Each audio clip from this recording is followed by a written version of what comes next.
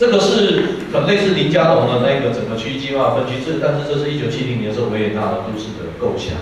这个不是用来管制土地的。我大概简单先给你们讲，它中间圆圆的这个核心呢，其实它是用很粗的画法，所以它有画圆。现实生活里没有什么真的会圆的啦。好，这个是维也纳当年奥匈帝国的皇宫所在皇室当年的核心区。啊，那这边是大学，那这个是大园的这个部分呢，是大学的附设医院所占的地方。然后这是它规划中的这一个那个 hotel 区、旅馆区。那事实上，像这个区，这个它理想上希望它变成银行区，可是问题是哦，像这种理想上的规划，这种我们讲说这是你的规划目标，这是你的规划目标。台中市从林佳龙的竞选白皮书，你其实不要说是他，连吴志强都有竞选白皮书，他对于整个县的土地的或市的运用土地都一定有这个规划。但是这个规划你应该是讲说，你要把它转换成有效的都市计划用的控管。例如说，我举个例子，你旅馆区你有没有可能没事干，你给它编个工业区在里面，土地用工业区编它，然后当旅馆，然后允许旅馆区里头有重工厂、化工厂，不可能这样编，对？你理想你要不要编？可能商业区，因为它量体要比较大，要不然住宅区，因为旅馆也有可能不会太长，对不对？但是如果你考量旅馆区需要有一些额外设施，例如说你可能有 casino， 或者是甚至 pub 的话，我说人马杂，那车流会多，我可能就不适合把它跟住宅区在一起。那我理想编法给它编这种商业区。所以你从你规划所设定未来的想象，这种图就是未来的想象。所以目前展现在台中市区域计划里面的充满这种想象，比如说它公式就是。还有后里，他的想象就是未来这边就是维持花卉跟蔬果的种植。好 ，OK 啊，我们可以接受啊。但问题是，请问你土地要转成哪一种？能不能直接从这种图来看？是不可以的，是不可以。所以我们才在讲说，台中市有这个图，我们绝对没有人去挑战你，因为这个是政策决定嘛。你每个市长对于这个的破坏，你当然你负你完全责任啊，你的政治责任那是你的政治责任。我们只看你的那个规划合不合理，所以我们不会去动你这一块。我们重点是看你把它怎样转换到可以做土地管制的那个部分。所以就是刚才讲，你的实际要分区，你这边要不要用商业区处理，还是你用住宅区处理？还有一种可能从住商处理，那就是看你对于旅馆区所期待的强度大概到什么样的程度。那一样的道理，你就可以看得到。一样的道理，我们可以，麻烦帮我跳一下。这没关系，这个给大家看一下，这是维也纳市区的绿地比。这一条路就刚才那个中心版，那中间这条是多少？中间小的公园随便一片都可以有这么大。事实上，柏林比它还更大，柏林的那个绿地比它还更漂亮。柏林我推荐大家有机会去玩，去它那个国会大厦楼上看，你看柏林的市中心那个树跟海一样，树跟海一样。西柏林当年当然有一点点国防小像啊，因为那个当年就是西柏林街东柏林的范围，它大的跟把它做的完全是森林。那所以其实绿肺的问题会在这边会出现。这一个问题就是在德国在讨论的时候，你会注意到左边这边。它的外围是不是一样是森林？它们绿带的想象绝对不是草地。然后都市跟都市之间有没有可能像刚才讲的，我今天城跟乡之间的界限要不要做隔离带、做绿带？为什么？我绿带一旦做下去的话，我可不可以随便把这个绿带转换成住宅区或工业区？就不容易了。所以它是用来控制什么？控制都市蔓延跟都市成长。一样有这样，所以像我自己念书那个地方，他们家的区域计划的话，就有直接指定某个地方目前，例如说我们台中最出名连在一起就是那一个，现在是往南发展，早年最出名连在一起就是台中潭子跟那个丰原那现在好像根本分不出来，在德国这个是不可能被接受的，那个东西它一定叫你已经做下2条厚厚的那一个绿带隔开，然后绿带呢绝对不是像我们像工业区叫你做10公尺就算了。而且草地不能算，所以像这样的东西的话来讲是提供给你们看，等一下有柏林的给你们看下一张。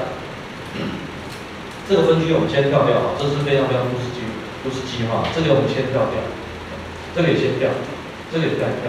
好，这个是柏林嘛，统一前的西柏林。那它的颜色的区分哦，现在很简单跟你们讲说，这个其实跟一贯的跟刚才来讲，这个最主要是用来居住使用的区。这个其实已经到都会计划，其实都会计划是一种区域计划的格局，已经不是纯都市计划。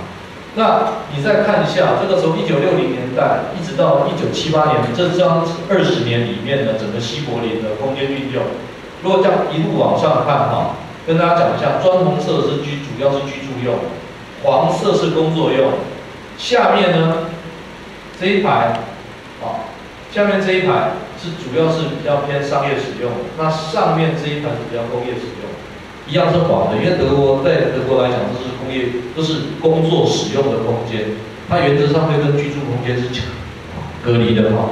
那在隔离的时候，底下这个是商业使用，它原则上跟居住使用是比较相容度高过工业用。你看出来，在这20年里面，柏林的土地使用有什么变化？工业降低。对，顶上是绿地，水不会增加嘛。所以呢，最明显的是商业的改变不大，然后居住的住宅区变大之外，全部压缩在谁身上？全压缩在工业身上。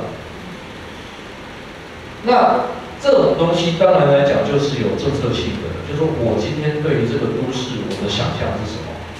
那如果必要的话，可能会产生城乡的分工。比如说我们整个台中市来讲，老的台中市市区，我需要它维持良好的工作机能，它可以良好的承受商跟住的使用。可是我工业还要有怎么办？它可能要拉出一个地方，我必须要甘愿把它拉出去。尤其在当年台中市跟台中县是分开的时候，你可能如果在德国，它可能必须要市府跟县府好好谈上一个行政契约。就像台北跟新北两个目前谈并账的协议一样，就是说，那我工厂这边，我承受得住工厂。那工厂往你那边去，我要不要给你一个什么好处，大家交换？所以我想这边年纪比较大的几位，说不定有印象哦。当年苏贞昌在当台北县县长的时候，曾经爆发台北跟新北的垃圾大战。那个时候他们就是把那个几个要过淡水河的桥拦起来，不让台北的垃圾车进到新北，因为台北根本没有处理垃圾能力。所以像这种东西就会看到说，那为什么我们需要区域计划？你又不是每个都市计划做好就好，反正乡间放给他死无所谓。我们现在就是放生状态，因为台湾的都市计划法规定，你没有到3000人，我不会帮你做都市计划。所以乡下人口不足的话，它连公共设施全部都是放生。说的难听点，我用放生这个字眼，那其实我认为那是可以谴责的啦。但是这个我们先丢一边，但是你会先看到说。其实即使在谈，因为将来台中有没有机会做到中部都会区域计划，不是不可能。但他在做都会的时候，有很多问题就必须要去想。因为像台中来讲，目前空屋率仍然这么高的情况，它很可能再往后，纵使你要去评估它人口成长量、流入的量，有没有需要再增加住宅区？如果没有必要，说明是以现在的空屋直接把它收容掉。那现在问题当然会变成房市的问题，是什么？因为台中的空屋很多根本都是给入门的，对，所以这个问题是到时候要怎么塞人？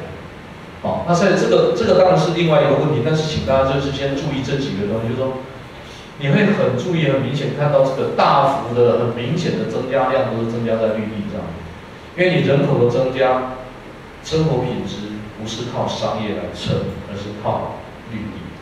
来撑，这样才有办法维持。因为其实人口都有天生问题，有一个东西你就算没工业，你都躲不掉。大家想它是什么？对，交通所带来的风，这个是怎么样都躲不掉。所以你如果没有适当去平衡回来，都市不要有工业，光有大量的交通你就死了。所以其实不要想象柏林跟慕尼黑很美好，反而跟别一样，它每天上下班都堵车堵到爆掉。那个堵车都很可怕，那个台湾都小 case， 因为我在德国堵过100多公里，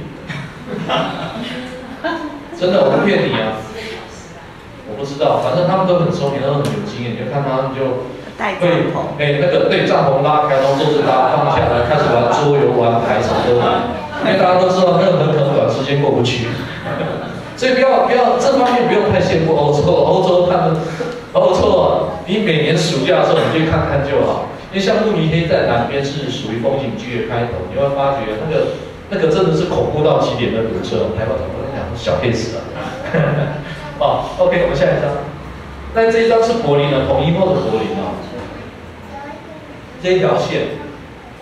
以东就是东柏林，是真正在2次大战前柏林的真正柏林的市中心是东边这一块，西柏林当年是郊区嘛，所以那个原本普鲁士皇帝变成德意志普鲁士国王变成德意志皇帝，他们有一个那个真正居住的那个公庙夏洛滕堡是其实在今天西柏林，那国王不会住在市中心的，他真正上班在里面，居住是在外面，可是他躲在这地方，你就可以去想象说西柏林本来是郊区。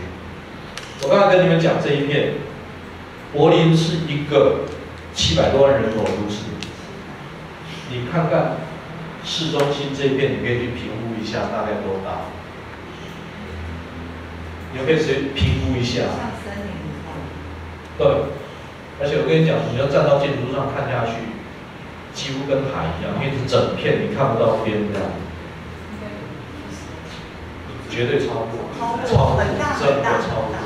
有机会非常推荐你去看看啊！然后现在目前世界上最先进的整区，当年东柏林统一之后，东柏林这边那个新的政府专区，几乎是目前那个再生能源运用跟绿建筑的整区，几乎每一栋都是非常好玩。它像它那个政府专区呢，它是没有冷气也没暖气，它用2层温度不同的地下水层分别做余温的回收跟温度的维持。它可以完全没有冷暖气，那这个是非常非常特别好玩的地方。如果有机会的话，你推荐你们柏林去看看。然后它那个是都开放参观的，不用担心。那个像国会啊，那是 Norman Foster 的作品啊，那个都是可以开放参观的。好，我们下一张。你们现在可以更容易想象那一片有多大。这个就是每年它不是有个同性恋大游行吗？爱的大游行 Love Parade 那个胜利之柱。然后这边是布兰登堡城门，就是光点这个大小。大。出名6月14号大道，这是当年阅兵啊，还有尤其在红军年代啊，在那个苏维埃占领年代的那个东德他们在阅兵用的那条大道。那西柏林的居住的社区是从这边开始，是从这边才开始。OK， 好，我们下一张。好。这一章就开始，我们进入一个真的谈区比较好玩，因为都会本身也是一种区域嘛。那你就会去看说，它里面是不是把你看每个地方拥有什么样的资源？有什么样的资源？柏林的核心在这里，可是柏林的整个的行政辖区这么大，所以它有效的那个人口密度极高的核心，其实只有这么一点点。其实有没有觉得很像台中的结构？其实是像的。其实是像的，那它外面会有这些地方，其实很简单，我们不用每个都讲。你会看到三角形是什么？就是1965年之后才逐渐新开发的居住的社区。也就是它为什么需要这些点？你第一个工作做任何规划的第一个工作，一定是把现况跟历史发展情况先掌握住，你才有办法去处理它。而这个部分其实我不能否认，不管是新北还是台中市的那个区域计划，在这部分处理还是会相对的比较弱一点，因为它有很多是用数据去呈现，而且那个数据你会看到一个大问题是，以整个台中市做单位，的时候意义不大，为什么？这个不是均值的发展，不是台中每个角落发展的方式是一模一样，你包含人口的分布，包含人口流进流出。我光以台中做个例子哈，你觉得东市人口流入量会有多高？你能用台中市旧市区的这一种人口流入量去理解东市的情况吗？绝对不可能。所以现在当时在营业署，我想你们应该有的人也听过，当时要讲一个很大的问题就是，